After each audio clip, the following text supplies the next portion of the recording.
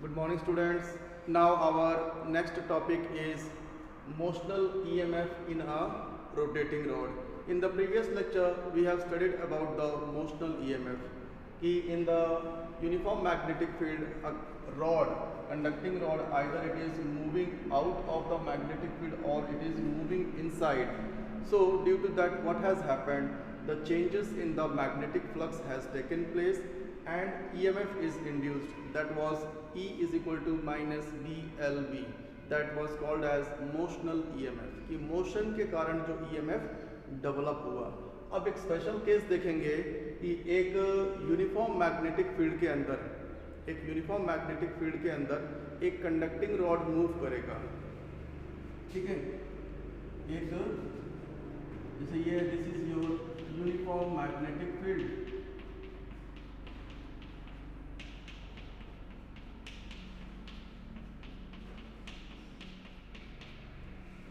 और इस uniform magnetic field में क्या है कि एक कंडक्टर है जिसको यहाँ पर क्या हुआ कि फिक्स कर दिया गया है.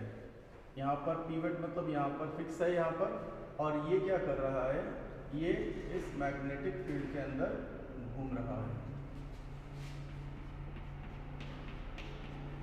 ठीक है, ये इस मैग्नेटिक फील्ड के अंदर ऐसे ऐसे घूम रहा है. समझ में आ रही बात है?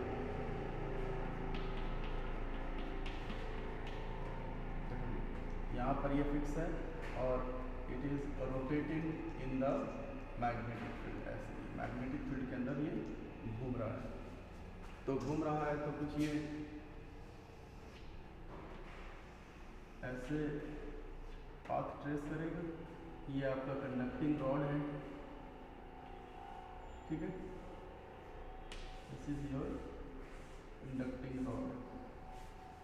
अब हमें पता था, हमने देखा था पिछले वीडियो में कि ये कंडक्टिंग रॉड है.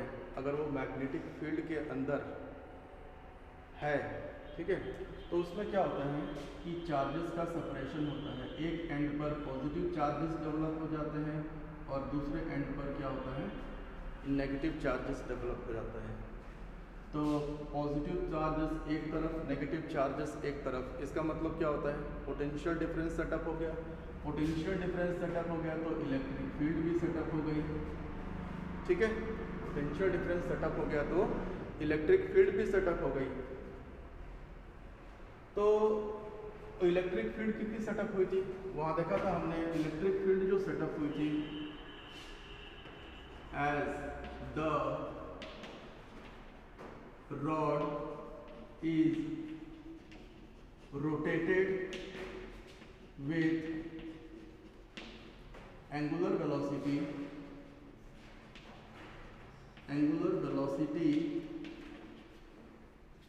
ओमेगा. ठीक है, किसी एंगुलर वेलोसिटी ओमेगा से सपोज ये रॉड जो है रोटेट कर रहा है, देन इलेक्ट्रिक फील्ड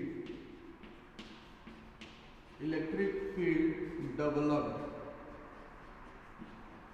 हमने देखा था पिछले लेक्चर में कि इलेक्ट्रिक फील्ड नीचे है कितनी, QE, और मैग्नेटिक फील्ड DQV ऊपर की तरफ. तो at a particular instant of time दोनों क्या है, बैलेंस थे. तो जो आया था electric field is equal to VB. ठीक है,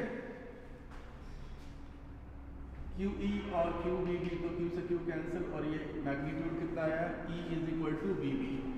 सो velocity we know that V is equal to R omega. जानते हैं ना relation between linear velocity and angular velocity. तो सभी चार्ज पार्टिकल्स की जो एंगुलर वेलोसिटी होगी वो क्या होने वाली है, सेम होने वाली है. ठीक है, लेकिन सभी चार्ज पार्टिकल्स की जो लीनियर वेलोसिटी है वो अलग अलग होगी. कैसे, क्योंकि लीनियर वेलोसिटी डिपेंड करता है रेडियस के ऊपर. देखो जी, यहाँ पर ये पीवट है यानी फिक्स्ड पॉइंट है. ठीक है, तो ये जो सपोज ये डिस्टेंस r है, स्मॉल डिस्टेंस, तो जो पार्टिकल पीवट के नजदीक होंगे उनकी लीनियर वेलोसिटी r कम है तो लीनियर वेलोसिटी क्या होगी, कम होगी. और जो चार्ज पार्टिकल इस एंड पर है, दूसरे एंड पर, तो वहां वहाँ पर डिस्टेंस ये ज़्यादा है तो जो लीनियर वेलोसिटी होगी वो क्या होगी, ज़्यादा होगी। समझ में आया? जो चार्ज पार्टिकल इस पिवट के नज़दीक होंगे उनकी लीनियर वेलोसिटी कम होगी, और जो चार्ज पार्टिकल्स दूर है यानी दूसरे एंड पर है तो वहाँ पर जो लीनियर वेलोसिटी हो जाएगी वो क्या होगी, ज़्यादा होगी। इसका मतलब लीनियर वेलोसिटी अलग अलग रहेगी लेकिन एंगुलर वेलोसिटी क्या रहेगा, सेम रहेगा।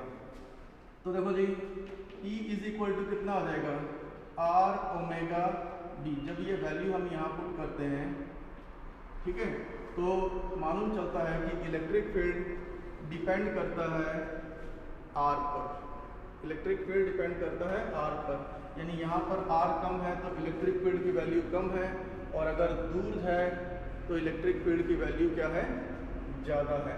ठीक, अब देखो जी चार्जेस का सेपरेशन है, चार्जेस का सेपरेशन है तो पोटेंशियल डिफरेंस भी सेटअप हो गया होगा। तो पोटेंशियल डिफरेंस कितना हो जाएगा, potential at the top minus potential at the bottom. हमने चैप्टर नंबर 2 में पढ़ा था, दैट इज इक्वल टू 0 से लेके L E dot D R. 0 से लेके L मतलब क्या है, यहाँ पर इस कंडक्टिंग रॉड का जो लेंथ है वो कितना है, L है, तो ये जो फिक्स है यहाँ पर लेंथ 0 है और यहाँ पर कितना है, लेंथ L है। तो 0 से लेके L E dot D R, पता था ना E डॉट डी एल, तो यहाँ पर E डॉट डी आर, तो माइनस 0 से लेकर L इलेक्ट्रिक फील्ड कितना है, और इन दोनों में एंगल कितना है, cos 180, तो E D R cos 180, cos 180 कितना होता है, -1, ठीक है। सो माइनस माइनस ये कितना हो जाएगा, प्लस, तो 0 से लेके L E कितना है, R omega B D R, तो ये कितना हो जाएगा, ओमेगा और B बाहर निकाल लो, R डी आर, 0 से लेके L R d r, so this is equal to R square upon 2, ठीक है, और लिमिट 0 से लेके L, ये आपका आ रहा है potential difference. So delta V is equal to कितना आ रहा है, B omega L square upon 2। So इतना जी EMF डेवलप होता है, B omega L square upon 2। अगर देखते हैं कि रॉड के बीच में कितना होता है EMF, रॉड के बीच में, so from the concept of motional EMF, the EMF developed in the rotating rod कितना था, due to the motion is VLB।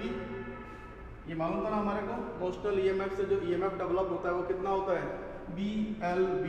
अब देखो जी सेंटर में बात कर रहे हैं, सेंटर में बात कर रहे हैं तो R कितना हो जाएगा, L/2। जो R है, इस पूरा रॉड का लेंथ L है, तो R जो है वो कितना हो जाएगा, L/2। तो वेलोसिटी कितना हो जाएगा, R ओमेगा यानी L omega upon 2। So E is equal to कितना हो जाएगा, B L, और यहाँ पर हो जाएगा आपका L ओमेगा अपॉन 2, यानी कितना हो जाएगा, B omega L square upon 2, यानी उतना ही EMF डेवलप होता है सेंटर में भी। ठीक है, तो ये था कि मोशनल EMF जब रॉड रोटेट कर रहा है। अब देखो जी एक ये NCERT बुक में एक एग्जांपल दिया हुआ है, ठीक है, मोशनल EMF टॉपिक के जस्ट बार। तो ये एक स्पेशल केस है। अब इसकी खास बात क्या है कि जब एक कंडक्टिंग रॉड मैग्नेटिक फील्ड में मूव करता है तो इतना EMF डेवलप हो जाता है। तो इसकी खास बात क्या है, हमने पढ़ा था कि जो होता है इंड्यूस्ड EMF ये आता कब है, तो एक बार तब आता है जब ये मैग्नेटिक फील्ड चेंज होता है, है ना। हमें पता है कि मैग्नेटिक फ्लक्स जब चेंज होता है तब EMF आ जाता है, और मैग्नेटिक फ्लक्स डिपेंड करता है किस पर, B पर, A पर और थीटा। अगर मैग्नेटिक फील्ड चेंज होगा तो मैग्नेटिक फील्ड फ्लक्स चेंज होगा, EMF आ जाएगा।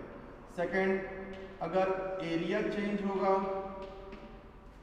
तो मैग्नेटिक फ्लक्स चेंज होगा, EMF आ जाएगा। सेकंड, थर्ड है कि अगर थीटा चेंज होगा तो मैग्नेटिक फ्लक्स चेंज होगा, EMF आ जाएगा। अब ये एक स्पेशल केस है कि रॉड जब रोटेट कर रहा है, रॉड इज रोटेटिंग, समझ में आ रहा चीज़ ये। तो इंड्यूस्ड ईएमएफ करने के लिए, मतलब ईएमएफ इंड्यूस करने के लिए 4 मेथड हैं। तो जब रॉड रोटेट कर रहा है, ये वाला एग्जांपल है, ये एक स्पेशल केस इसलिए है क्योंकि जब रॉड रोटेट कर रहा है यूनिफॉर्म मैग्नेटिक फील्ड में, तो ना ही मैग्नेटिक फील्ड चेंज हो रहा है, ना ही एरिया चेंज हो रहा है, ना ही थीटा चेंज हो रहा है, फिर भी इसके अंदर जो है मैग्नेटिक फ्लक्स चेंज हो जा रहा है और ईएमएफ इंड्यूस हो जा रही है। तो इसको किसी किसी बुक्स में जो है फैराडे पैराडॉक्स भी कहा जाता है। क्या कहा जाता है? Faraday paradox. ठीक है, थैंक यू।